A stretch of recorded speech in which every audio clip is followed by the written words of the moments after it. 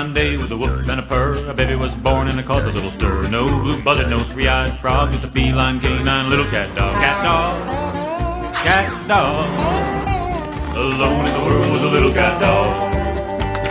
Out on the road or back in town, all kind of critters wouldn't cat dog down. Gotta rise above it, gotta try to get along, gotta walk together, gotta sing this song. Cat dog, cat dog. Alone in the world is a little cat dog. Cat dog, cat dog.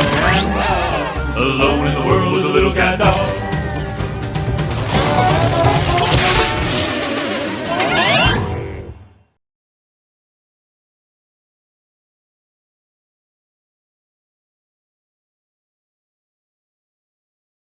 I'm really sorry, cat, but I can't live without you, unless I do this. He put the joint back in his mouth and started smoking it again.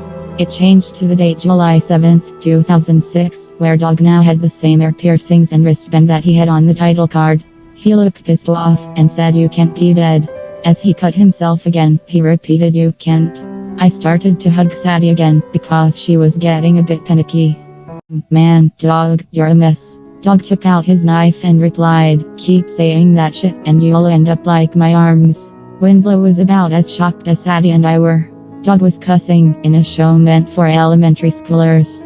Winslow was obviously pissed, but it was his fault for fucking around with Dog. He went back to his little mouse house, then came out with a suitcase. He said, "Whatever. I'll come back when you're not a mess." When Winslow was finally off screen, Dog rolled his eyes and said, "Yeah, and go fuck yourself for saying that shit." I just felt terrible for Dog. He was never going to be the same after a losing cat. Then, the date changed to December 19th, 2006, 1 year after Cat killed himself. Dog was putting a bouquet of flowers on Cat's grave. After he was finished, he ran away.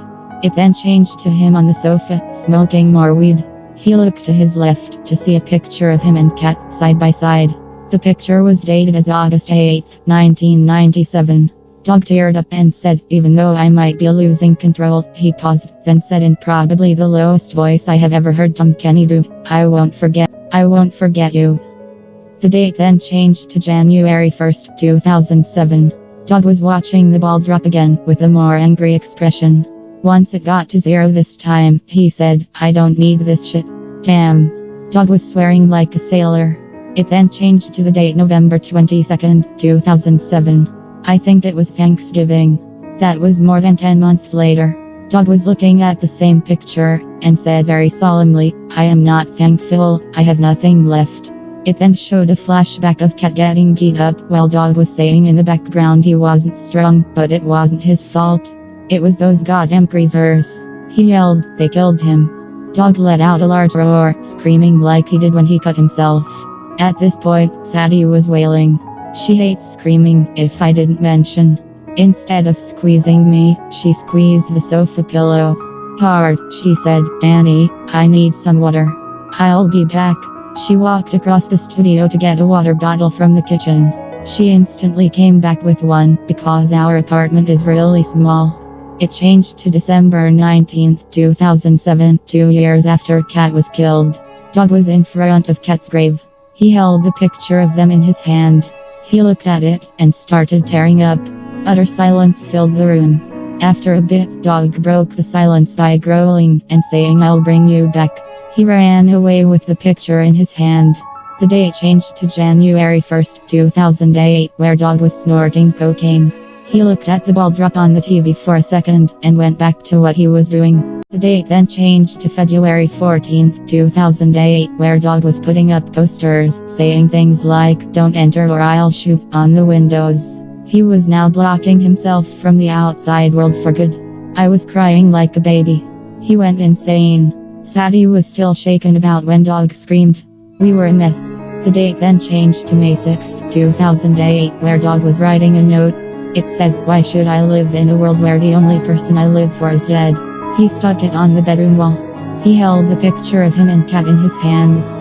He said, "Don't worry, Cat, I am coming back to you." The date then changed to May 7th, 2008, where Dog was standing on the top of the house, arms extended. He said, "This is to see you again, Cat." He fell forwards, and I wailed again. Sadie had to cover my mouth again. I was sobbing. Not only had Cat commit suicide, but now Dog as well. My childhood had officially died. The characters I grew up with had died. But what came next was what made me feel a bit better. Dog woke up on what seemed to be a cloud in the sky. His piercings were gone. A familiar voice asked Dog, "Need a hand, Dog?"